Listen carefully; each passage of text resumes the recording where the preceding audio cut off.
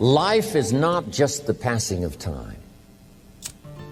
Life is not just the passing of time. Life is a collection of experiences, their frequency and their intensity. Life is not just watching the clock tick away. Life is a collection of experiences, their intensity, their frequency. When my friend Mark died at age 44, someone says, that's young to die. But what if he lived 4 lifetimes in one? It might not be too young. Whatever the span of your life turns out to be, here's what you want to fill it up with: experiences and the intensity of those experiences. But now let's talk about the management of time. Now, jot this down: approaches to the management of time. Here's the first one: ignore the subject. I mean, that's good advice. Don't let anything overly bug you. Because remember now, you don't have to do anything. Someone says, well, I got to get a handle on my time. The answer is no, you don't. If you want to let it all go, you can let it all go. I mean, this is good advice. Somebody says, you ought, you ought, you ought. Jot this down. Ignore all the you oughts or you should. Only if they're giving general information. We should. It's better to say, if you're teaching, we should. Not you should, we should. Then you let me listen in without it being too confrontational. If everyone did this, see, that'd be great. And then you give a person a chance to choose to do it or not to do it. But when you start the you ought, now see, if I don't, now see, we got some tension and maybe some problems. So you oughts seem to always create problems. Because this is personal dignity. And you don't want to destroy someone's dignity by doing all the oughts and then they feel reluctant to do it. Now we've got problems. So if you want to, just ignore this subject on time management. Now here's the next one. Step down to something easier. The guy's in sales and he says, oh, I want to own the company. Finally owns the company. Now he's got no time to play golf. He said, when I was in sales, I was making big money playing golf 3 days a week. Heck with this owning something.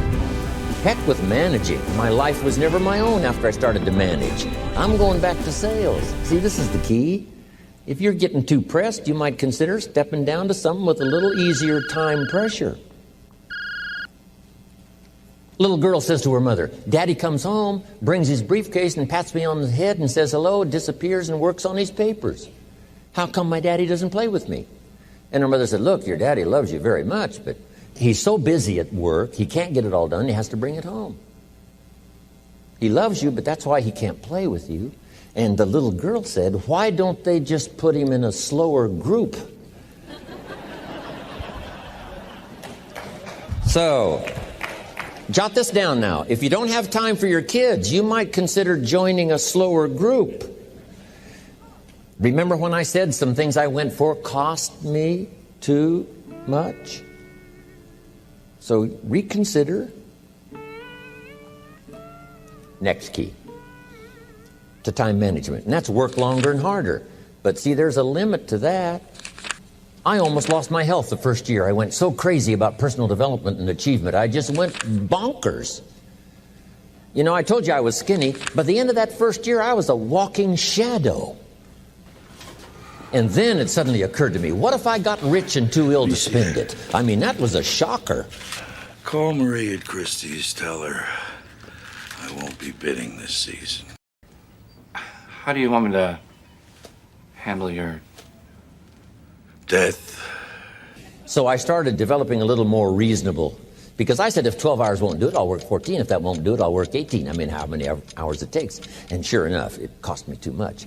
So see, working longer and harder for some might be appropriate. You know, if you're just sitting around not doing that much, this might be good, work longer and harder. But you can only work so hard. Here's the key, not to work harder, but smarter. When you've worked as hard as you can, doing the best you can in terms of physical output in the time, reasonable time. Now here's the ultimate in the management of time, and that is you simply become more skillful. When I first got into sales, you know, I was around people that could get, 9 out of 10, 8 out of 10. And when I first started, I could only get 1 out of 10. We read it up? Yeah, well, actually, I was just looking. But here's what I did. I worked around the clock. so that I would make up in numbers what I lacked in skill. That's good in sales. You got to jot that down. When you're new, you make up in numbers what you lacked in skill. Now, when you become more skillful, the numbers can go down because now your persuasive ability and all of that is now so high that you don't need to put as many numbers out. With this script, which is now your new harpoon. But at first, if you want to compete or if you want to really get good, you've got to put in the numbers. But if you get more from yourself, develop more of yourself, now the time management becomes an easier task. Now here's the next thing. Either you run the project or it runs you. I've found out when you start something, at first you're in charge. All of a sudden, a year later, it's in charge. Some of the companies I started, I'm telling you, I'm in control. A couple of years later, I'm out of control. They're going to start sending a few people home now. Now? Yes, sir. At first, I've got it on the run. 2 years later, it's got me on the run. Haven't got enough time. I'm dizzy with trying to get it all done. So here's part of the key, and that's to get in charge. It's easy to start something. First thing you know, you're out of control. It's in control.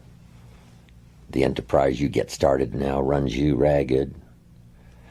Because I did that when I had the whole 13 offices and the big entourage. I'm telling you, it was like short nights and long days and just sort of the never-ceasing demand for time and activity, which was fine. At that time in my life, it was fine, and created a lot of good results and laid some good foundation for a lot of future careers that came from those unique times. There's a pretty long list of people who were inspired by it and educated by it and participated in that program I had going. But then I rechanged the format to sort of rearrange my own life personally, which has paid off for me. Now I have a heavy workload, but if you finally get to the place where you have most everything done for you, I still farm in Idaho, but I'm what's known as a gentleman farmer. A gentleman farmer gives orders and other people do the work. It's different than being a farmer doing the work yourself. I know that because I was raised in the farm country where I still have my farm, but now I have the luxury of participants who look after my agriculture, look after my home building. My daughter looks after all of my accounts and my residences and my real estate, and I have good partners in business. That's extra luxury, where you can do your specialty and other people working make it valuable.